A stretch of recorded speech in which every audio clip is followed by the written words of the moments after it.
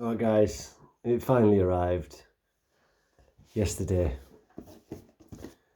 Got the charge dock, essential, and the Call of the Horizon PSVR2 bundle, a thing of beauty. Love the artwork on this box, very nicely packaged. There it is, PSVR2 is in the building, finally. You know, I wanted to do like an unboxing video and all the rest of it, and live stream first impressions and all the rest of it, but I didn't do it because yesterday I did not have the house to myself.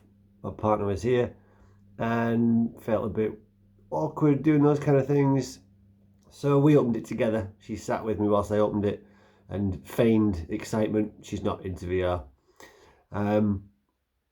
So that was my first experience of PSVR. Is here. So I just wanted to give a little first impressions video really. I've still got a lot more to delve into. I was up really late last night, did not have enough sleep at all, feeling a bit blurry this morning. But I just wanted to give a little first impressions because it's been so long, we've waited for this so long. You know, the first headset was kind of dying on its legs for the last year or two, even though we had some stellar titles. You know, it was just lagging behind other headsets in terms of hardware. And we were dying for a new headset to come along to take advantage of the extra power of the PS5 and have features that bring it up to date in line with other headsets. And we finally got that now. And first impressions, I have to say, when I first got it, I was a little underwhelmed, but that's probably my own fault for a couple of reasons. So I've mentioned before I had this plan to play the indie games first, the smaller, low budget games, things that were taken, as well as last gen PSVR1 games that have got upgrades to work on this headset. I wanted to save the really impressive, the new stuff till later. I thought I'd have more of an impact that way. Don't do that. Don't do what I did. Don't start with the old stuff, because you might be given the false impression that it's not that different to the first headset. It really does seem like it's not enough for developers to just, you know, make this game playable on the new headset. If they want to make it look better, they're going to have to go into the game and actually do some work to up-res those graphics. Because the first game that I played through the new headset was actually Vacation Simulator. Not because it's one of my favourite games, because I actually clicked on it by accident when it was on the menu. So I went through into Vacation Simulator, and it looked very, very similar to PSVR1. In fact, I thought it looked exactly the same. Now, I don't know if that's false memory, or the fact that it's, you know, it's a straight port, or it's basically just been, you know, made to run on this headset. It's not had, as far as I know, it's not had any work to actually make it look better. So it looks about the same. So that was a bit underwhelming. Then I tried Swordsman. Really fun game. You know, melee combat. It tries to do kind of realistic physics to a degree. And again, Swordsman looked about the same as it did on PSVR1. That game is known for having quite a lot of sort of anti-aliasing, a little bit blurry, not the sharpest graphics, and it looked about the same. And I was like, oh, because I was kind of expecting all the old games to magically look super, super clear and high resolution, just as a consequence of being on the new headset. And that doesn't seem to be the case. So now I fully understand, and I kind of already did, but now I've had kind of first-hand experience of why Sony did not make this headset natively backwards compatible, even if that was technically possible. Now I understand why Sony wants developers to go into their last-gen games and do some work to them to bring them up to spec and to make them worthy of this new headset. Because they don't want, you know, a lot of new VR owners downloading a load of last gen games and being underwhelmed. because we've moved on from that level of fidelity in VR. And so my first impressions were a bit underwhelming. Although having said that, in Swordsman, the thing that impressed me most, the first thing that impressed me, that I really valued about this new headset, was the Guardian system. So this is something that's been around on PC VR for a long time, but if you're coming straight from, and this video is my impressions having come straight from PSVR1 and pretty much no experience of PC VR, like one or two very, very brief experiences years ago maybe. But yeah, this is my impressions after having just come straight from PSVR1 to the new headset. So for someone who's never experienced Guardian mode before, Guardian functionality, that is brilliant. That is a game changer. I've played this thing for several hours already, and I'm still not used to the extra freedom. I'm still having to remind myself about the extra freedom of being able to move around your play space, safe in the knowledge that you're not going to bang into walls accidentally. Because the Guardian system is where you map out your play area using the pass-through function, using the cameras on the headset. You map out your play area in your actual room, and you can adjust that on the fly. Very, very, very user-friendly to do. And it just means that whenever you walk closer to the boundaries of your play area, then this wire grid graphic comes up in the game and lets you not stand back and get in the middle of the play area again, which is brilliant. And again, it's not a new thing, it's been around in other headsets, but it was new for me. And especially in a game like Swordsman, where it's a melee game where you're getting really physical, to have that extra confidence to know that you're safe from banging into walls releases you like a dove into the sky. Like, that is fantastic. So that was my first positive impression of PSVR 2. It was not the graphics, because I started with the wrong games to show off how it looked, but the pass-through system, and of course the sense controllers as well. And here they are, the sense controllers. So finally, bang up to speed. Thumbsticks, imagine that. All the haptics that you get from the DualSense controller in here as well. There was lots of reports about these being light.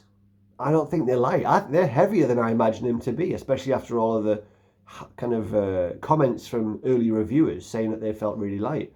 I think they actually feel quite heavy. In the middle there, the actual kind of shaft of the controller, it's got some heft to it, definitely. And to the fact that, to the point where you kind of have to get used to how to balance them. Because I don't think you want to be holding these, like actively holding them up for a long time. So there's a lot of instances where you can just let them rest on your hands like that, and that's good. But yeah, they're ergonomic, they're comfortable, they've got all the functions we need. I'm really happy with these. Tracking is really good, precise. I have experienced some tracking issues, but I think that was my fault.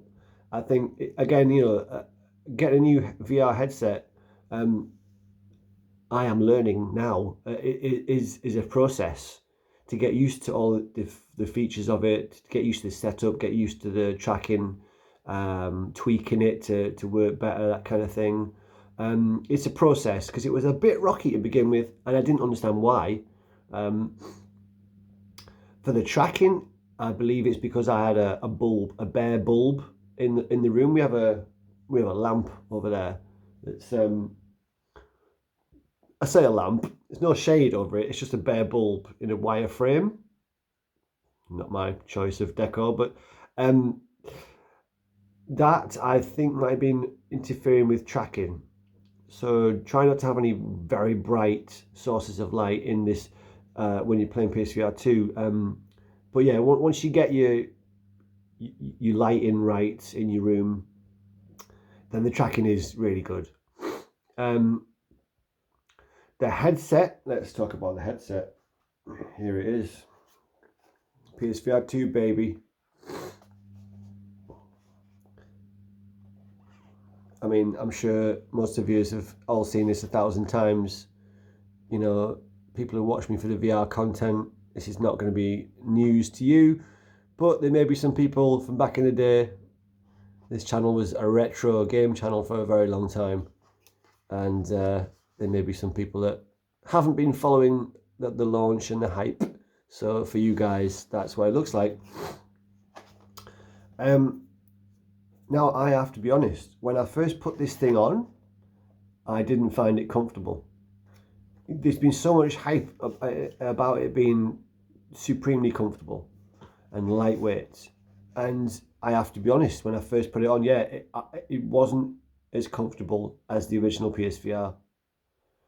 I still don't think it's as comfortable as the original, although I have got used to it and I have kind of figured out how you're supposed to wear it, and that's a process too.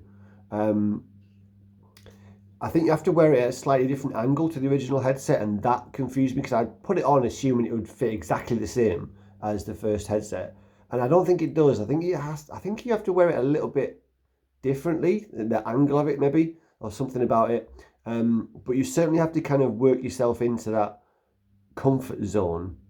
It feels bigger. It feels like it would slip down over my head and face easier than the first headset would. That would never happen. The first one, just impossible, would not slip down my face at all. This one, I feel like, yeah, you need to kind of learn how to wear it properly. But once I did get that right, it was pretty comfortable. But again, it's a learning process. I'm still not quite there yet. I don't think to. I'm sure there's room to improve still. Although I have got to a point where I feel it's pretty comfortable. It's certainly more comfortable than the vast majority of competitor headsets that just clamp to the front of your face. This one, obviously, with the halo band, trying to put the weight on your head, and then the dial, very important. I found this dial to tighten the headset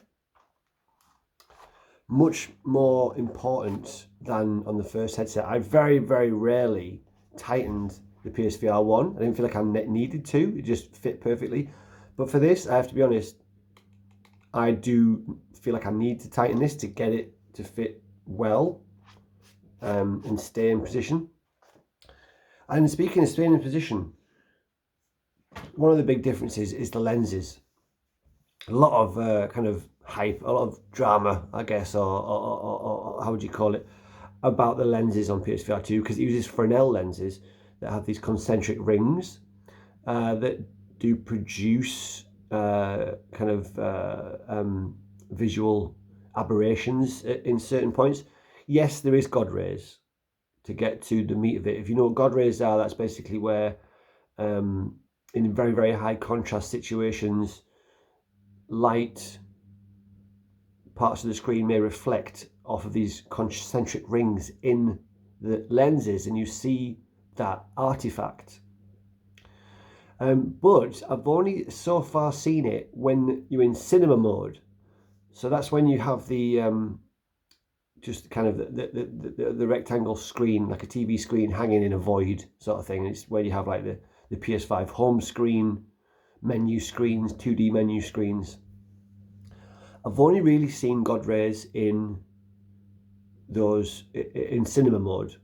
When you're actually in a game and all of the screen is being used to display pixels and display, you know, the game, I haven't seen God rays. So I'm pretty certain I can say I haven't seen God rays actually in a game. So that's good. That's where it matters, really. I can live with that in cinema mode or in option screens. But it remains to be seen how watching movies in this headset will be. Will that be will God rays be an issue watching movies? So I hope we do get something like big screen where you actually have a rendered kind of cinema area, a rendered kind of room around the screen. That will probably help reduce that element of it. But yeah.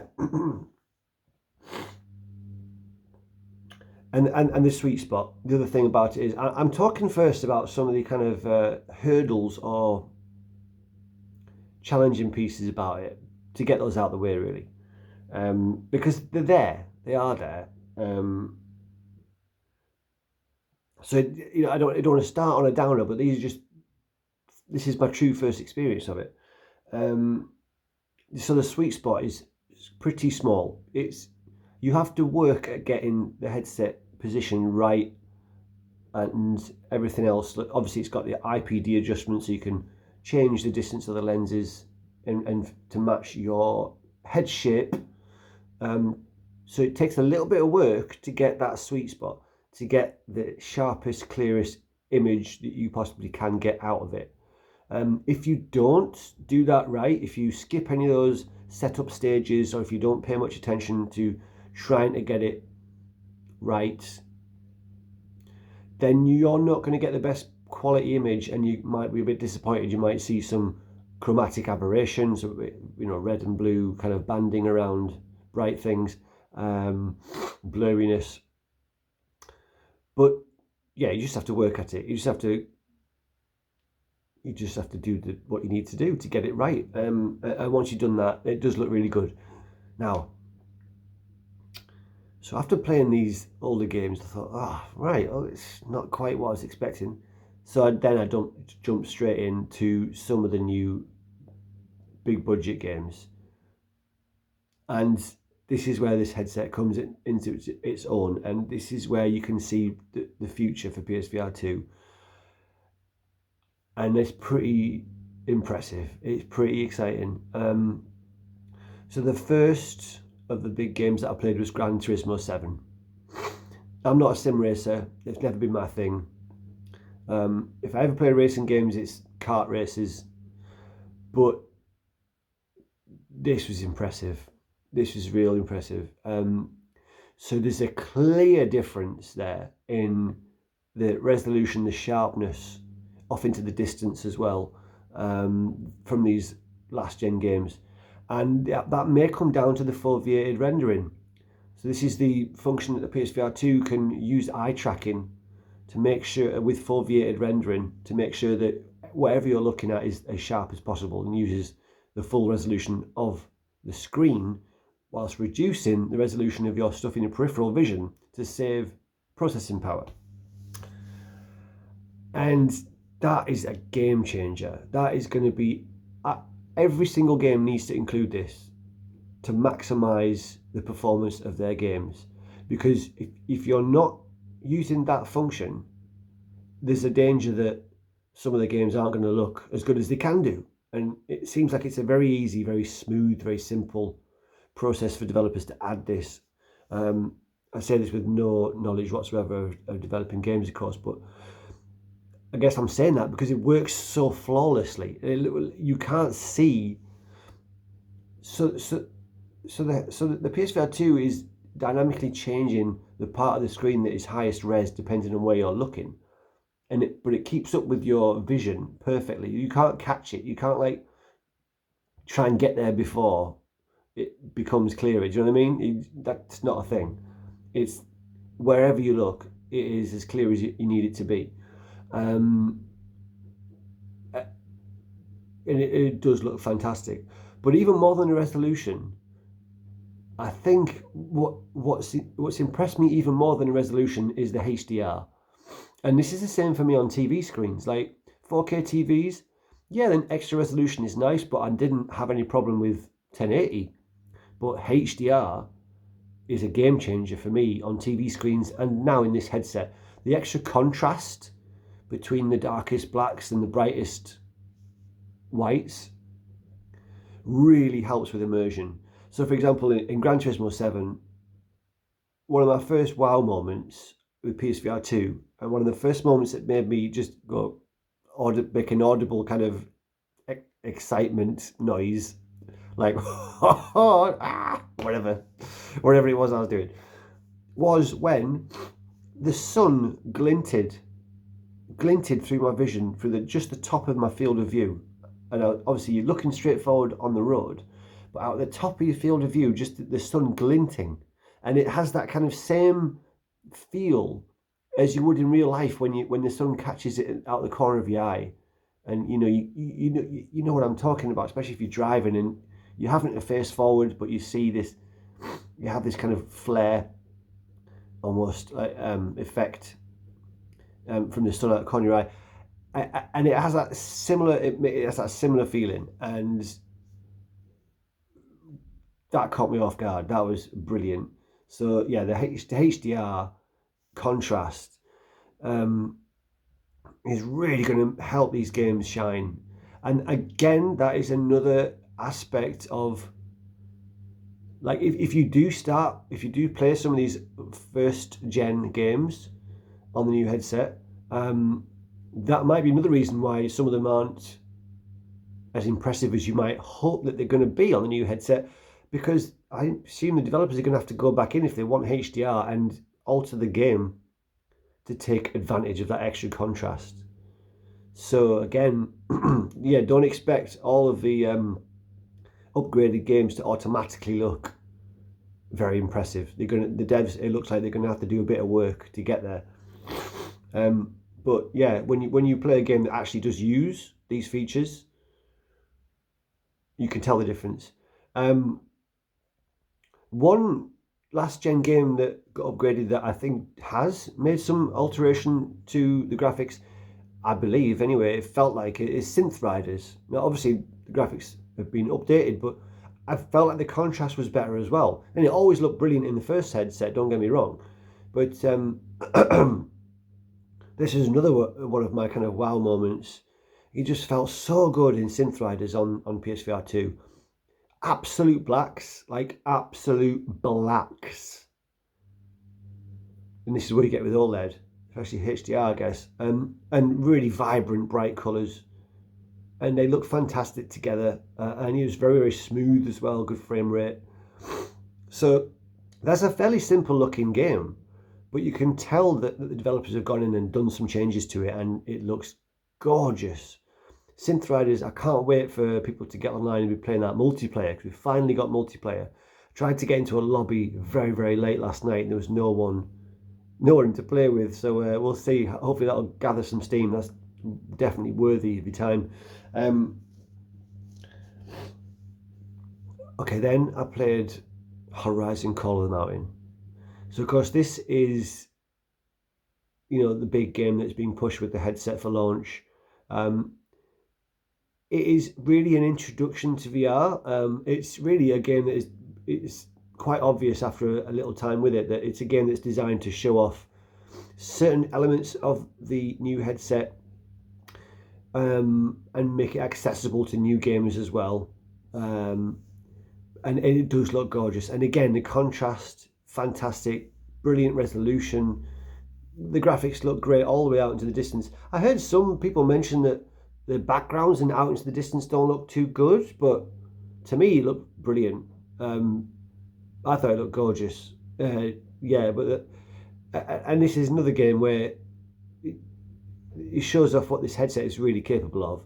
The fidelity of that makes such a difference. Like, the resolution of this headset is only a little bit higher than the Quest 2 that's been out for a couple of years, standalone headset.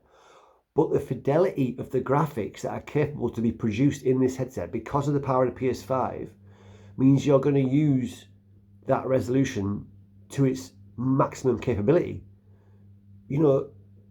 Quest 2, taking nothing away from it, but as a standalone, unless you've got it hooked up to a PC, as a standalone, you're not really ever going to get the full capability of its resolution, because the games you're running on it are very simplistic looking. They have to be, because it's running off a mobile chipset. So what I'm trying to say is, like, although this isn't, earth-shattering resolution compared to some of the very, very high-end PC headsets, I mean, very, very recently high-end. I mean, we're talking several grand for a headset that's got a higher resolution, significantly higher resolution than this.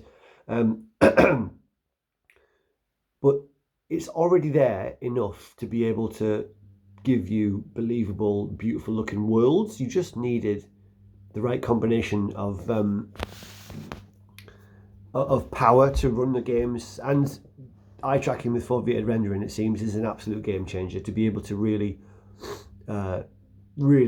squeeze every last drop of power that you can possibly get out of a machine that's running VR. So Call of the Mountain looks gorgeous. and I'm enjoying it. And yeah, it's it's not a regular a Horizon game. It's not open world. You don't have that freedom. There's certainly less to it as a game, but I'm not concerned about that. It's a very fun experience. Climbing feels great in it. There is a lot of climbing, and this is one kind of complaint that some people have made about it.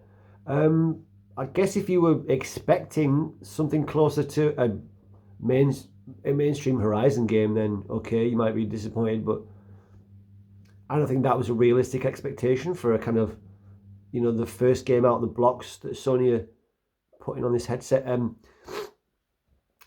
We talked about the issue with budgets of games. I mean, on VR, you're not selling to the same demographic, the same or pool of players. You make a AAA game for console, and you're selling to potentially tens of millions, and in some generations, hundreds of millions of people. Especially if it's a cross-platform game.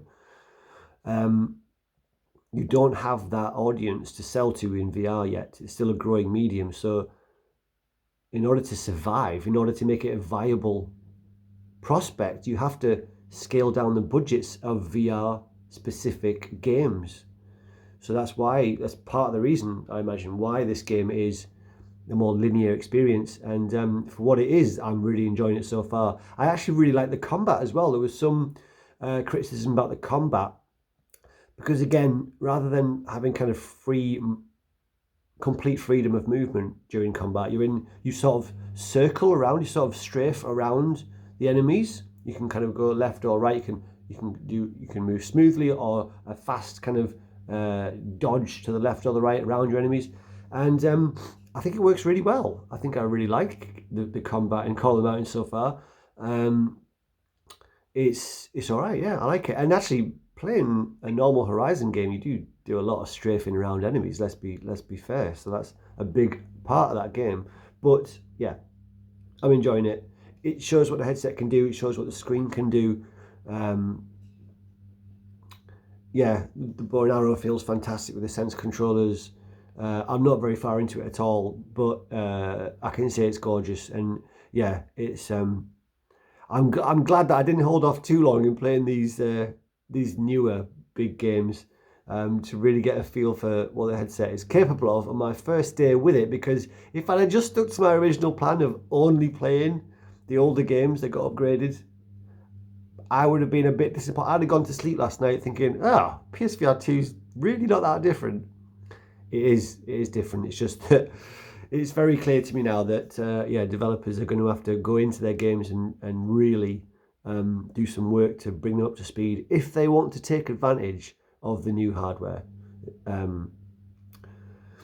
But yeah, let's put it on. So I think it's kind of like now this is okay. This is how I'm wearing it. If anyone out there with PSVR2 can tell me, am I wearing this right? Does it look like the right angle? I don't know. That's okay for me. Feels good like that. The padding is different to the first one. It's first of all, the front's got this kind of, I don't know if you'll see, this sort of angular, this kind of flappy bit, this angular shape to it. Or rather, this line. The first one was more padded, more round. The back padding, to me, it feels like it could be a bit firmer. I'm not going to lie. It feels a bit empty in there. I've heard it's an air sac. I don't know if that's true, but it does feel like an air sac. And it feels like it could do with a bit more air in it, to be honest. If I had a foot pump, I'd pump the back bit up a bit. I really would. I don't know if that's a problem with mine specifically. People out there with this headset, tell me if you feel like this back part is a little bit kind of, what's the word I'm looking for? If it was an inner tube on a bike tyre, you'd say, oh, that needs pumping up a bit more. But yeah, pass through. Oh my God. Function button there for pass through. Using the cameras on the headset, it means you can look through the headset into your real room instantly. Press the button, you instantly can see your real surroundings. And that is brilliant, gorgeous feature. It works really well. In fact, it has 3D depth perception as well through pass-through. And I believe that not all VR headsets that have pass-through do have that depth perception. So that's a really nice function. Sorry about the crazy sun. It's not too distracting.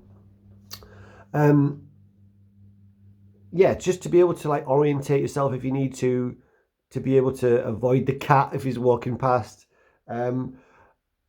to have a drink, to find your controllers, to speak to somebody if they come into the room quickly without having to get the headset off. And again, that's so helpful because the headset does take a little bit of, you know, wangling to get in that sweet spot. Just take a minute to get in the perfect kind of viewing spot. So you don't really want to fuck with that once you're there. So the pass-through is nice to be able to not have to keep readjusting the headset very often when you're playing. And it's really helpful feature. And I was really actually quite impressed with how clear it was as well. You can almost read your phone. Large text, you can read it, you know, maybe not text messages. And if you want to set your phone to like accessibility, large text, you could probably read texts through pass-through whilst wearing the headset. But now then, this is something I haven't heard many people, or I don't think I've heard anybody mention this. Now, when you get your PSVR2, really, it is really worth spending some time in the menus, in the settings menus, not just the quick settings, but also the deep settings menus to really configure this thing to work as best as it can do for you, because there is also an audio pass-through. I hadn't heard anybody talk about this, and it's just as genius, if not more genius, than the visual pass-through that you get from the cameras. You can set it so that there is room audio coming through your earbuds or your headphones, right? So this is fantastic, an audio pass-through. So I had my earbuds in, so we're in the game, but my partner was here yesterday. She was in and out of the room, and every now and again, you know, if she says something to me, normally with PSVR1, if I've got my earbuds in, I can't hear what she's saying. That's it. I'm in the game. There's no way she's getting a response out of me. But this, I set it to this kind of audio pass-through where you can choose the volume level of the on-room kind of sound audio through the mic in the headset to come into your earbuds at the same time as your game audio, right? And that was brilliant. You can kind of hear yourself breathing because obviously it's using the mic in the headset. And that's a little bit strange. You can sort of hear yourself breathing, but in the game clearer than you normally would if you had earbuds in. But also if someone comes in the room and tries to talk to you, you can hear them and you can respond. And if any other audible things happen in your room around you whilst you're in there, then you can hear it, like a cat, like two cats fighting, and you need to split them up, right? So yeah, just have a little play around with the options and see if you feel like it could be configured better, or if there's things that are confusing you or irritating you maybe, or a little disappointing. It might just be that you've not set all of the done all of the setup properly. So it's worth looking into. I mean, there's loads of tip videos on YouTube already. I'm not going to try and make one now. This is really a conversational, I mean, as all my videos are really, just first impressions. Yeah, so that was Call of the Mountain. So much more to get into. I cannot wait to get back in there today. I've got a few errands I've got to do, a few chores that the missus has left me with, but she's gone to work today, so I've got the whole house to myself till about 8-9 this evening. So oh my god, fun times. Sorry about that, I had to sneeze. So after that, I tried a very short piece of Resident Evil Village. Yeah, this one's going to be impressive. This was my most hyped game. This is the one I'm most excited for, and I feel no different now after having played the first 5 minutes of it. Literally, not even the entire tutorial yet. It was getting really late. Other things were going on last night. So today is the day for that, but for many things. But I can tell Resident Evil Village is going to blow my socks off. Yeah, looks really sharp. It felt like it felt like Resident Evil 7, but with the Vaseline taken off. You know, finally, that Resident Evil 7, as gorgeous as it was, a little bit blurry, a little bit low resolution, even on the Pro, but that didn't matter. You still felt immersed because of the fidelity of the graphics and the actual build of the world, obviously AAA quality. And that extra detail in VR counts for a lot. So you combine that extra detail with a good resolution. That's where we need to be right now. And I am excited for this generation of VR. After a little bit of a rocky start, it has to be said, because of the games I chose to begin with. Now that I've seen what this headset can actually do, I'm pretty positive about it. Because Resident Evil Village looks gorgeous. And having your hands in that game as well. Like, in Resident Evil 7, it's still one of the most immersive games I've played, even though you're just using a DualShock 4, right? And you wouldn't think you'd think you'd need hand presence in a VR game to really feel like you're there, but it's not the case. If an atmosphere, if they produce a game with a good enough atmosphere, you feel immersed. You feel in there because the world feels believable, right? But add your actual hands and arms moving around. You can see and have your hands and arms in the game as well. That's just another level. Like, the first thing you do in Resident Evil 8 is a shooting range. And the simple act of, and I've done it many times before in VR, but for some reason to do this in a Resident Evil game, to just hold your hand up and look down the barrel of a gun and shoot, and with the, you know, and with the haptics, the force feedback in the trigger as well, and man, I'm in for a treat with that. But I can't really give much of an impression on it because I've literally played like 2 minutes of it. But but there it is. There's lots of I'm so sorry. And that's going to stay in there. I'm not editing this video because I ain't got time. As soon as I finish this, I'm doing a couple of jobs for the missus and then I'm in.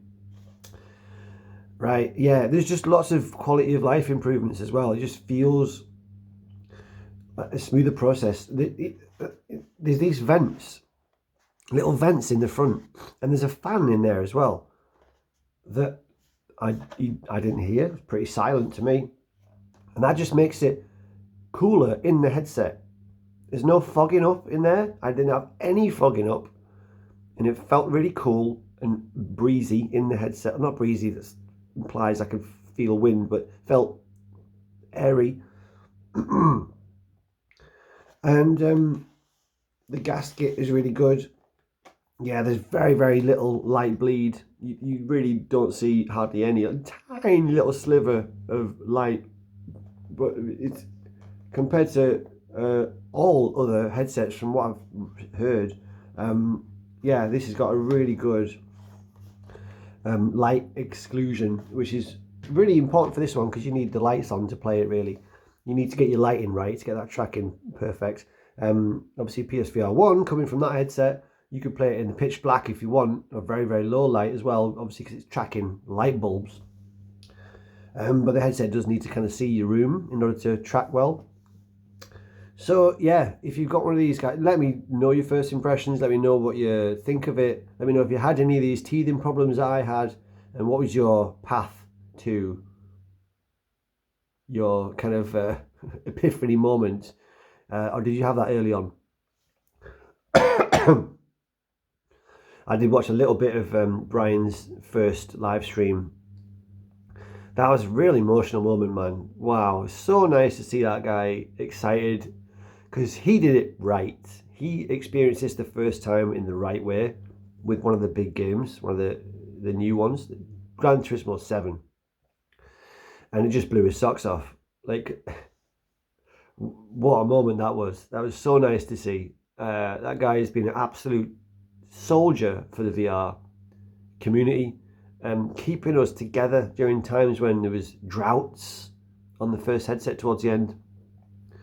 helping to create a community that keeps multiplayer games alive, helping to provide a place for people to go to speak, to be excited with each other about this thing that is still very niche.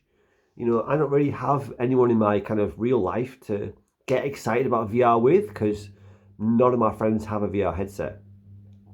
Some of them enjoy it when they come around and try it, but and I've lent a spare PSVR1 to friends on occasion, and you know they've not disliked it, but none of them have really got into it in a big way. So, and my partner's not into it either. So to have this outlet, and I'm sure it's the same for many people in the online VR community, to have this community, this outlet, to be hyped with other people and to coordinate your VR multiplayer gaming and all the rest of it is really, I'm just trying to say I really value what Without Parole have done. And the integrity as well of their coverage, and just the joy and enthusiasm, the childlike just wonder of enjoying this crazy immersive way to play games. Is so appreciated. So it's nice to see his first reaction on camera.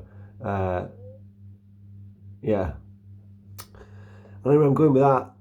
But I'm going to stop here. This is a 40-minute video. I'm going to get back into it, guys. So let me know if you've got it, or you're planning to get it, what you're excited about, what have you done so far, what you're going to do. That's it. All right, cheers. In the next one.